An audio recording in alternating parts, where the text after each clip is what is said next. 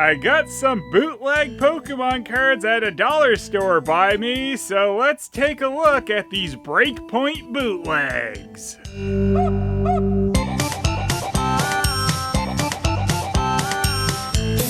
Alright, so I got these bootleg Breakpoint boosters at the Great Canadian Dollar Store, and at first glance, these look pretty legit. While it is pretty common for me to come across the off-name Transformers knockoffs and other toys like that, I don't come across these Chinatown Fair bootlegs like this as often. In this case, someone probably got ripped off and didn't know what they're getting, but still, Breakpoint boosters, as far as I know, shouldn't cost only $1, so that's kind of your first clue there. Now, on closer inspection, you'll notice a few things off with these packages. One being Mega Caesar here seems to be much bluer in some areas than he should be. Also, it's a slightly different and thinner font where it says 10 additional game cards at the bottom. The Breakpoint bootleg packages also don't have that little bumpy texture at the bottom and top, which, yeah, should still be there. These are also missing a 6+ marking in the top right corner. Another fairly decent way to tell if you're looking at a bootleg package is the smaller print on the back.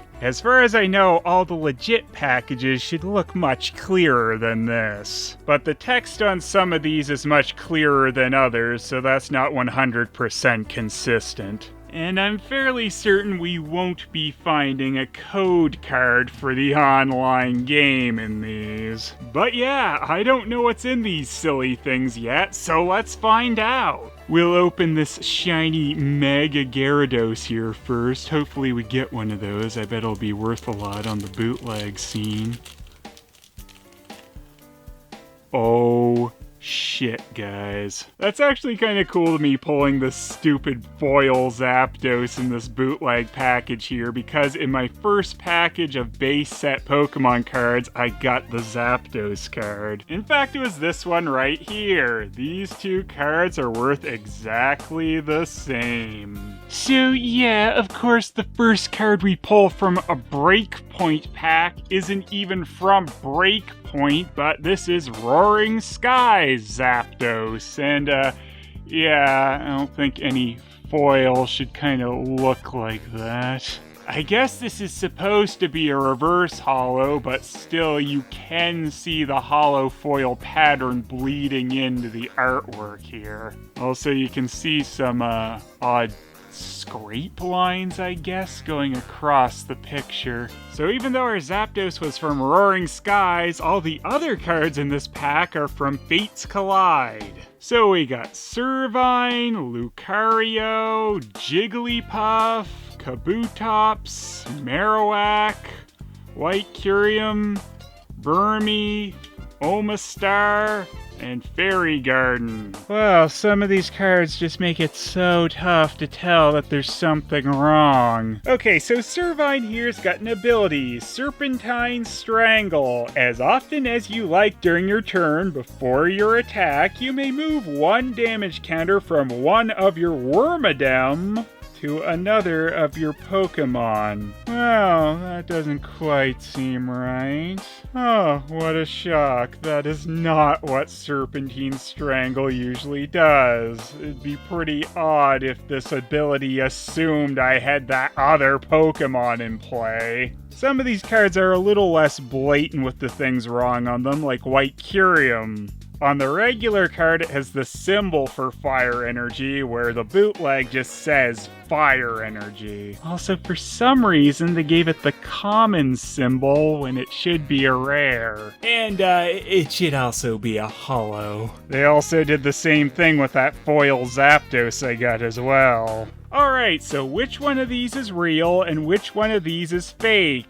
Guess what? Neither are real. They're just really inconsistent on the back. I mean, just wow, look at how much more purple the holo foil Zapdos was compared to the other cards in this pack. The fonts on a lot of these things, like the flavor text, isn't exactly correct compared to the real ones as well. So I have to read things like this in a slightly different font, which is really the main problem with it. A slim and fast swimmer, it slices its prey with its sharp sickles and drinks the body fluids. Some Pokemon are really scary when you read these things. Once wrapped around its prey, it never lets go. It eats the prey by tearing it with sharp fangs. Do not fuck with Omastar.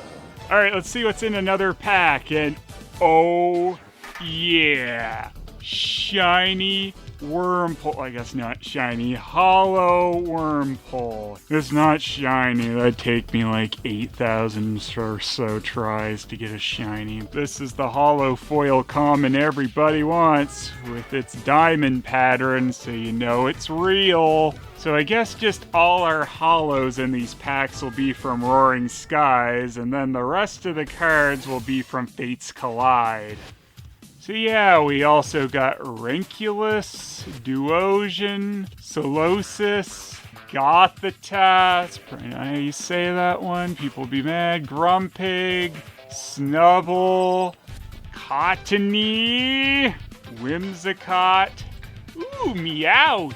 Got myself another bootleg Meowth card, yeah! That is some pretty awesome Meowth artwork on here. I should get a real one sometime. Holy crap, look at the artwork on the Snubble card here. That's awfully blurry. Kinda interesting that pack had 2 evolution lines in it. I mean, maybe it's not quite as odd with the 2, but 3 seems a little less likely. If you look really close at the Meowth artwork as well, you can see some kind of printing errors in it, and that the picture was blown up a bit since there's a bit of jaggedy edges on here. Now let's see what we got in the Mega Caesar pack. First off, Togekiss. Ooh, they changed up the hollow foil pattern on this one. It's kind of got like an atomic thing or something. It's kind of neat, I guess. Doesn't look legit at all, and you can also see it shining through Togekiss on there, but yep,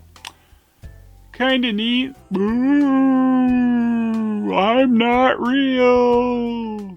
Alright, besides him, we got Zygarde. Wow, as a dog? I know Zygarde had other forms, but I'm glad I'm first seeing this new Zygarde form on a stupid bootleg card.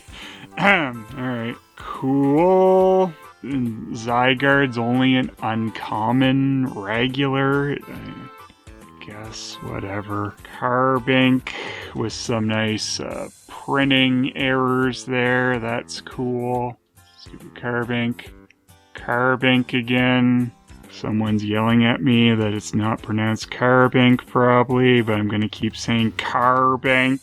Lucha doing a backflip, which is appropriate. Lucario again, getting all Aura-y and stuff. We already had Ranculus, Duosion, Solosis, and Gothita. Really? We had all these in the other packs. Screw these. Just look at that mess. I guess Dog Zygarde just being an uncommon is correct. That's just weird. Alright, last pack to look through, and it's another Mega Gyarados because I didn't see that weird golden Luxray Breakpoint thingy. So our holo is Ninjask, and he's got that kind of atomic looking hollow foil pattern that the Togekiss did. And we got the Dome Fossil Kabuto, Energy Pouch, Mega Catcher, and apparently this is the trainer card pack. Old Amber Aerodactyl, coughing, oh look at that silly guy. Wheezing, because I guess they just really love giving us evolution lines in these packs. A Mew? Well, that makes up for all the trainer cards. Look at that little guy.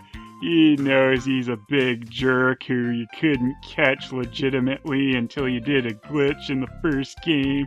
Oh, you. No, seriously, look for me under the truck. He wasn't under a truck. Wormadam! Oh, wait, no. Mew! Yeah, Mew! Woohoo! So, yeah, pretty certain this Mew should be hollow foil, but nah, this is the, even more ultra, super, mega rare, regular Mew! Woohoo!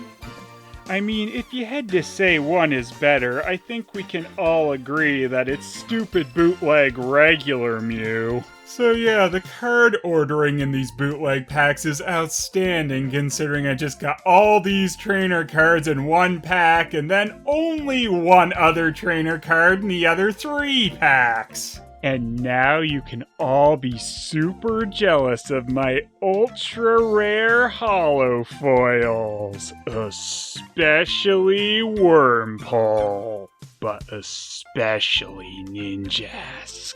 But especially. So yeah, even though there's 2 types of these bootleg card backs, they're both pretty different compared to a real one here. The real card's card back has much more contrast compared to the kind of duller thing on these 2 bootleg card backs. I'll say, yeah, you can really see how off the color is in both of their cases. And whatever they did to the color made the shine on the red part of the Pokeball much bluer than it should be. These bootlegs differ from some of the other ones I've looked at as well in one particular way. They are smaller than real ones. So yeah, with these bootlegs, you'd have a much harder time pulling off putting them in one of your card games if you're trying to cheat by getting silly fake Pokemon cards. They're quite a bit smaller. I guess this is kind of the card equivalent to remolding. They just,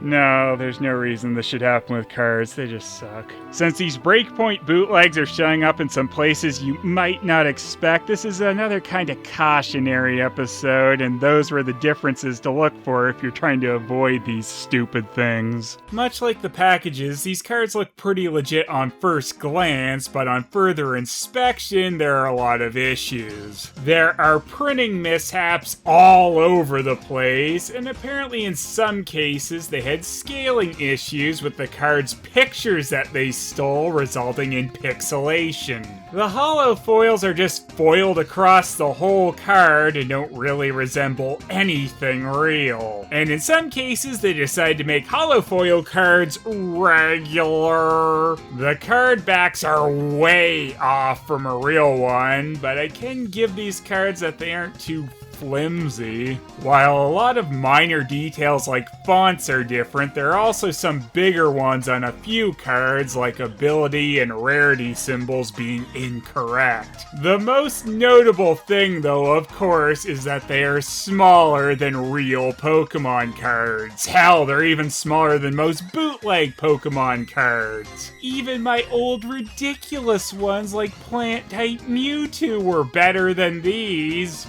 4, non-zero. It's a little weird that these idiots can't even bootleg the correct set for their stupid Breakpoint packs, and they couldn't even stay consistent there. Hollow foils from Roaming Skies, and the rest from Fates Collide. But actual Breakpoint cards? Well, that would make too much sense, I guess, too. The packages are copied rather nicely, and I do like that all of them opened rather easily from the top without ripping all over the place. But that's probably because they left out that Ripley part that should be there. Major points taken away, though, because there really isn't anything amusing on these in any way. They just have crappy text on the back. 4. Screw these stupid small cards and their wrong set stupid random foil garbage. 0. And the bootleg zones overall is 3. They needed some more things to be off on them for me to be really that impressed. And it's kind of bad for everyone but What, me? That these are getting shit out of a store that you really wouldn't expect it from. If you see Pokemon cards that are selling for less than they should be, this is likely the reason.